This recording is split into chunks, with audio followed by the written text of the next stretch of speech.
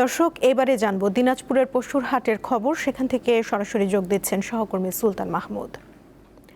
সুলতান, আমাদের জানাবেন হাটে ক্রেতার সংখ্যা কেমন দেখছেন আর কেনাবেচা কি জমে উঠেছে কিনা?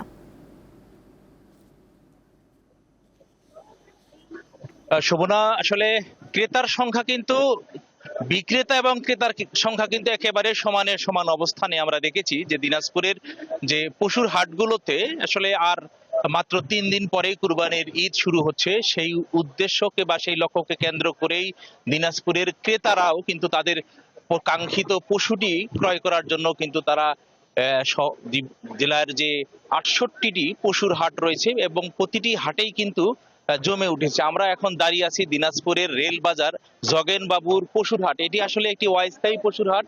এখানে আপনাকে একটু দেখাতে চাচ্ছি যে আসলে এইখানে দেশি গরুর এত উপস্থিতি, আসলে অনেক বেশি। এখানে কিন্তু খামারিরা তাদের দেশি গরু উৎপাদন করে তারা এই খামারে নিয়ে এই হাটে নিয়ে আসছে এবং এখানে কিন্তু ক্রেতারাও কিন্তু যথেষ্ট পরিমাণে রয়েছে। আমরা দেখেছি যে দিনাজপুর সহ আশেপাশের বেশ কিছু এলাকা থেকেও ক্রেতারা তাদের পছন্দের পশুটি দেখে শুনে কিন্তু অনেকেই ক্রয় করে নিয়ে যাচ্ছেন। আমরা দেখেছি যে আসলে মূলত এখানে 1 লক্ষ থেকে 1,30,000 টাকা দামের যে গরুগুলো, সেই গরুই বেশি বিক্রি হচ্ছে এবং এই গরুর বিষয়ে কিন্তু চাহিদা রয়েছে বেশি।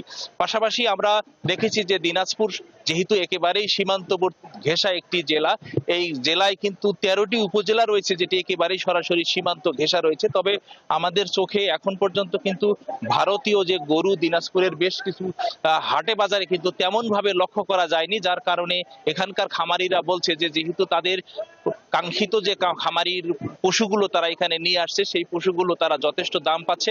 পাশাপাশি বিক্রেতারা বলছে যে তাদের যেহেতু আরো 2-3 দিন সময় রয়েছে, এই 2-3 দিনের মধ্যে তাদের যে পশুগুলো রয়েছে, বিশেষ করে যে দেশি গরুগুলো রয়েছে, সেই গরু কিন্তু বিক্রি হয়ে যাবে, সেটাও কিন্তু প্রত্যাশা করছেন।